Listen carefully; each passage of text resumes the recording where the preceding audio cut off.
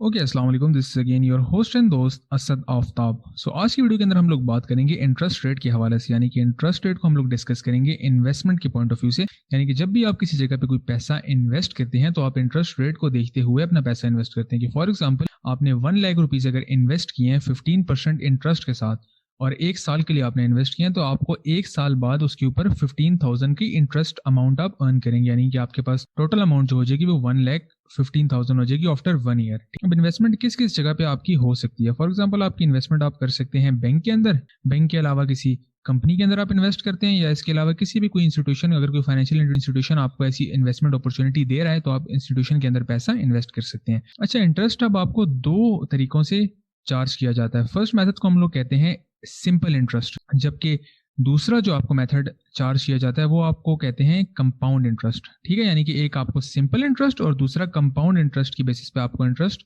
Charge किया जाता है। अच्छा, अब इस वीडियो के अंदर हम लोग सिंपल इंटरेस्ट को विद एग्जांपल डिस्कस करेंगे, जबकि नेक्स्ट वीडियो के अंदर हम लोग कंपाउंड इंटरेस्ट को विद एग्जांपल डिस्कस करेंगे। सो सिंपल इंटरेस्ट बेसिकली एक फार्मूले के ऊपर बेस कर रहा होता है, जो कि फार्मूला आपसे कहता है P multiply by R multiply by T, यानी कि P R और T को आप मल्टीप्लाई करते हैं। अब ये P R T होते क्या चीज़ है? P R T को हम कहते हैं, P stands for principal amount या प्रेजेंट वैल्यू या इनिशियल इन्वेस्टमेंट, यानी कि इनिशियली जो पैसा आप इन्वेस्ट कर रहे हैं, यानी कि प्रिंसिपल अमाउंट जो आपके पास अभी है, जो कि आप इन्वेस्ट कर रहे हैं प्रेजेंटली, जो आप इन्वेस्ट कर रहे हैं उसको आप कहते हैं P।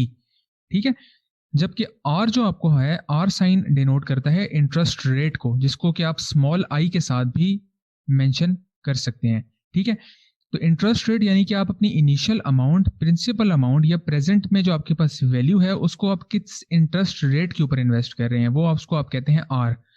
जबकि T आप कहते हैं टाइम पीरियड को, यानी आप एनुअल बेसिस पे इन्वेस्ट कर रहे हैं, क्वार्टरली बेसिस पे इन्वेस्ट कर रहे हैं या मंथली बेसिस के ऊपर आप इन्वेस्ट कर रहे हैं। यानी कि इंटरेस्ट रेट आपको साल बाद मिलना चाहिए, क्वार्टरली बेसिस पे मिलना चाहिए या हर मंथ के हिसाब से आपको मिलना चाहिए। ठीक है, तो ये आपका बेसिकली फार्मूला होता है सिंपल इंटरेस्ट का, P into R into T।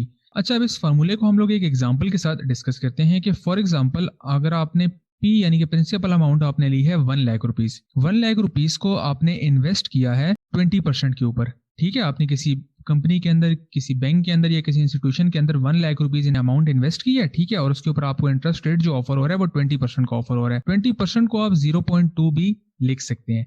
अच्छा, अब इसको जब हम इसका आंसर निकालेंगे तो इसका आंसर आ जाएगा 20,000, यानी कि आपको 1 ईयर बाद या 1 मंथ बाद या 1 क्वार्टर के बाद आपको 20,000 रुपीज आप अर्न कर लेंगे। अच्छा, अब फॉर एग्जाम्पल अगर आपने 2 ईयर्स के लिए पैसा इन्वेस्ट किया है तो इसी 20,000 को आप मल्टीप्लाई बाय करेंगे T, जबकि अगर आप ऊपर देखें तो हमने सिर्फ P लिया है 1,00,000 और R लिया है यानी कि 20%। अब अगर हम लोगों के पास ये 20,000 आंसर है तो ये हमारे पास है कि अगर हम लोग T ले लेते हैं 1 तो 20,000 इंटू 1 20,000 ही आंसर आएगा। अगर हम लोगों ने 2 साल के लिए या 2 मंथ्स के लिए इन्वेस्ट किया है तो सेकेंड ईयर में हम लोगों को कितनी अमाउंट मिलेगी? 20,000 मल्टीप्लाई बाय 2 यानी कि 40,000।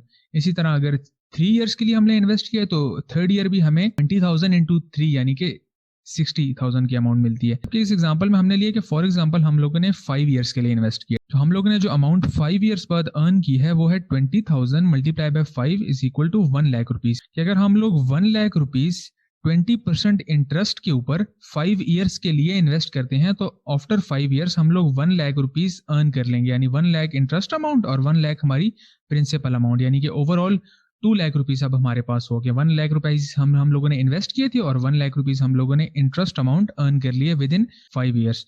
ठीक है, तो ये आपके पास हो गया सिंपल इंटरेस्ट, यानी कि हर साल आपको सेम अमाउंट ऑफ इंटरेस्ट मिल रही है, 20 प्लस 20 प्लस 20 प्लस 20 जितने ईयर्स के लिए आपने इन्वेस्ट किया है। जबकि कंपाउंड इंटरेस्ट के अंदर थोड़ा सा सिनेरियो डिफरेंट होता है, जो कि इंशाल्लाह हम लोग नेक्स्ट वीडियो के अंदर डिस्कस करेंगे। सो आज की वीडियो के लिए इतना ही। आई होप आपको simple interest with example and इसका बेसिक अंडरस्टैंडिंग आपको हो गई होगी। सो अगर आपको हमारी वीडियो पसंद आई हो तो इसको लाइक कीजिएगा, इस वीडियो पर लाजमी कमेंट कीजिएगा, इसको शेयर कीजिएगा और हमारे चैनल को सब्सक्राइब कीजिएगा। Thank you so much.